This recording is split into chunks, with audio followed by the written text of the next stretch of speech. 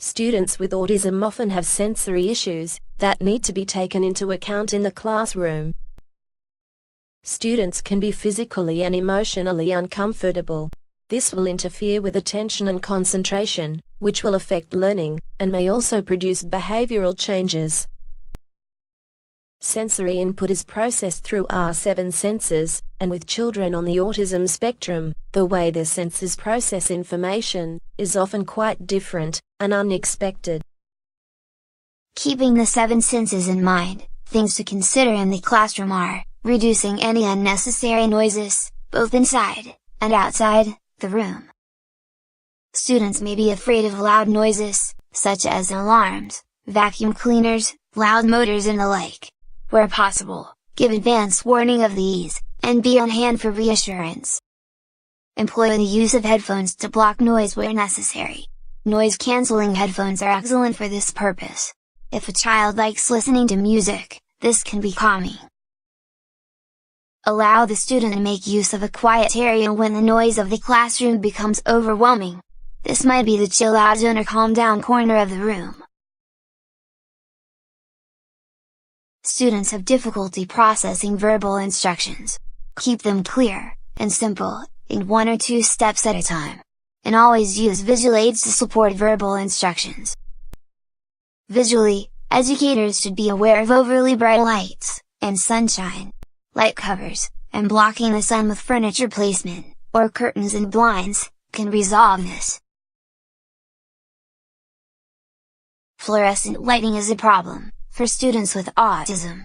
The lights often flicker, and they hum. You can buy special covers to reduce the effect of the light, or make some.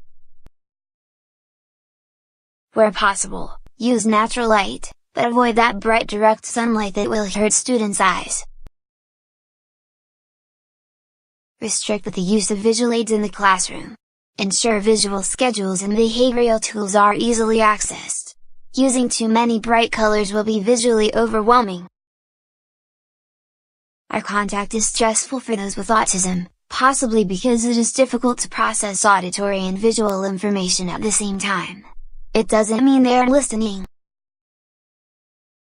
Reading is often tiring due to students with autism having trouble with eye tracking issues and trouble keeping their place. Students may be bothered by seams in their clothes and socks. Try turning them inside out. Tags can be scratchy. Cut them out. Certain material can be itchy, and shoes tight. There are those who will need to touch something such as a desk, constantly, in a ritualistic way, to feel ordered or safe. Others may like to feel different textures constantly. Students might dislike the touch of others. Students will indicate either a like, or dislike for messy activities such as finger painting, Play-Doh, shaving cream, and sand. They will either be very distressed if their hands get dirty or come into contact with messy or gooey substances, or they won't even realize that they have, or not care at all. Those with autism are often sensitive to smells that are usual or everyday, smells that others would not notice, or be bothered by. Minimize unnecessary smells in the classroom, including those from strong cleaning solutions, perfumes and deodorants, and oil burners, for example. And try to keep the classroom well ventilated. Students with autism can often be picky eaters, due to the flavor and texture of food. They may like strong flavors, or plain foods. They may only like certain textures. Even giving a child the same food, but a different brand, can be enough to make that food unacceptable. For this reason, school rules in relation to lunch boxes should be relaxed, and appropriate accommodations put in place in the event of class treats or parties to ensure inclusion. Students often fidget, or have trouble sitting still. Fidget tools are often useful to help with concentration, or as a calming tool. Wobble cushions can be added to a chair, to allow for movement whilst sitting. Another option is to use alternative seating, that allows for movement such as an exercise ball. A student can even be allowed to stand whilst working, for a period of time, if not bothering the other students in the class. Difficulties with balance and coordination should be kept in mind, especially during lessons where these skills are employed.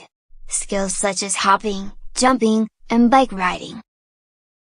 Students may press too hard, or not hard enough when writing. Overall, the student with autism may seem clumsy, often not appearing to watch where they are going, and bumping into things. If educators try to adjust the classroom environment to minimize these sensory issues in general terms, and also take into account their students' individual needs, hopefully students with autism will find greater comfort, or at least less distraction or painful stimuli. What will hopefully follow is greater opportunities for learning.